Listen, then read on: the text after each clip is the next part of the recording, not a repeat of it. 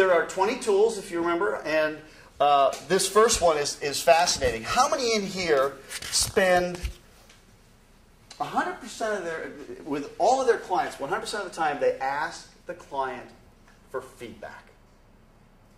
That would be very impressive. How about 80% of the time? 50? Okay. Now, what's the value of going to the client and asking for some feedback? Chris? They tell you what you're doing well, and they tell you what you're not doing so well. Right. And if they tell you what you're doing well, what's the benefit of that? Double down and focus on it. You can replicate it. You can not only replicate it with that client, you can replicate it with all kinds of other folks. What's the other benefit you mentioned that you get from asking for feedback? The negative piece of it. The negative piece, which allows you to actually make some course corrections.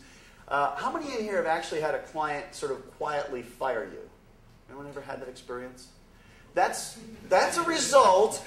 That's a result of not asking for feedback and having a good enough relationship. See, this is where this ties in and where this is so critical.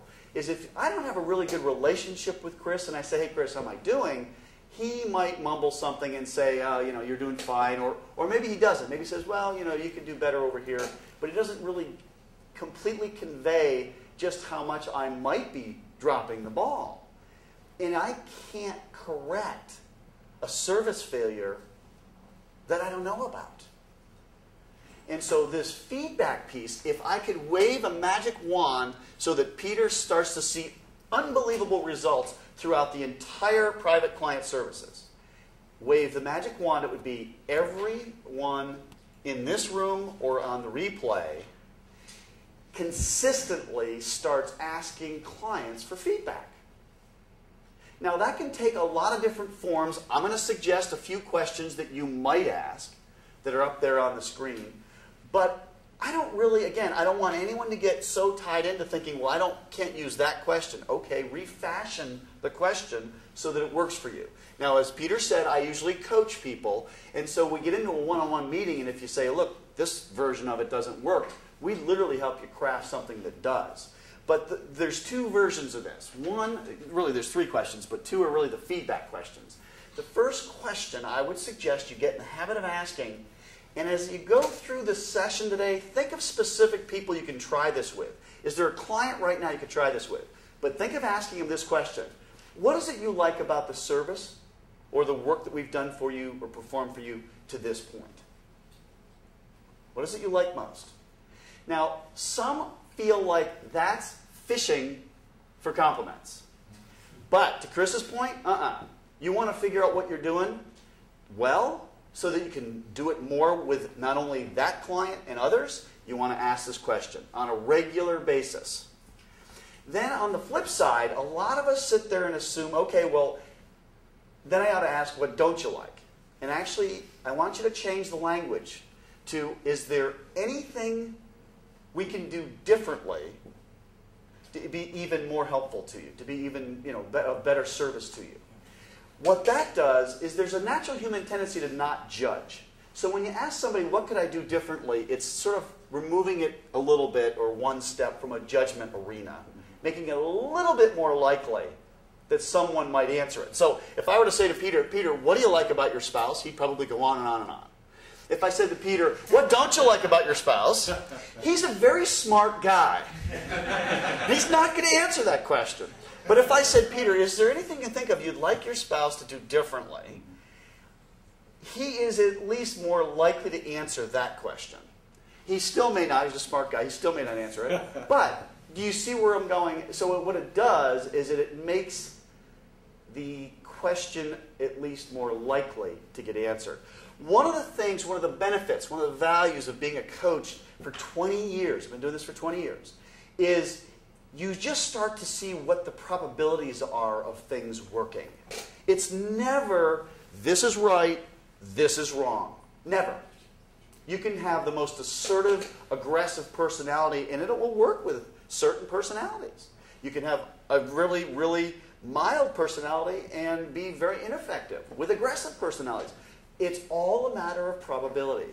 And the reason those two questions are crafted the way they are is that it improves the probability that you're going to end up getting some rich, detailed answers to those questions. And then the third question is, if you have competitors you've been, slogging it out in the marketplace with, that third question is very powerful. How does the work we do compare with firm, and then fill in the blanks? It's a benchmarking question. So those three are just a go-to place. Now, there's a lot of other ways to ask for feedback. For example, you're on a phone call, or you just had a meeting with a client. It was a significant phone call. It was a significant meeting. What would be a very low-key form of feedback you could ask at the end of the meeting, at the end of the phone call, and they're not one of those three questions? What would it be, John? Did we cover everything you wanted to? Did we cover everything you wanted? Did we cover it the way you envisioned seeing it? Was this meeting valuable to you? Did this accomplish the objectives you were looking for? We could come up with probably about 6 or 8 or 10 different ways. But what I would suggest is in your next meeting where it was relatively meaningful or significant, try it. When you do, you get some real-time feedback in the moment from the client, and it's very valuable. Now, for those of you who are thinking, I'm not sure I want to do this because I'm a little bit concerned some of my clients might bite my head off, don't start with the ones that you're nervous about. Okay? I want you to work up your way up to it. Start with the ones that you figure they're going to gush. They're going to say, oh, you are just awesome. Okay?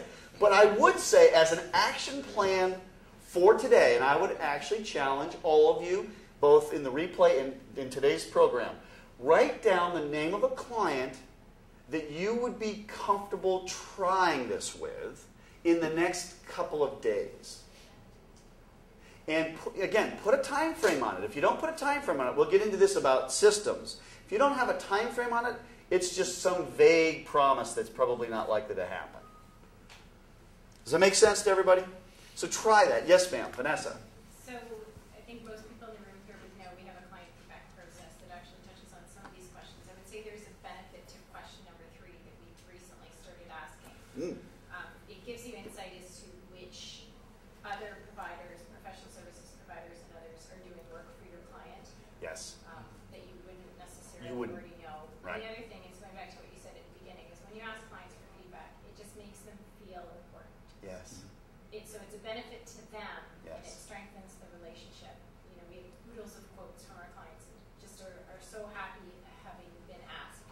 Absolutely. Great point. And it's so critical, and again, it goes right to the relationship.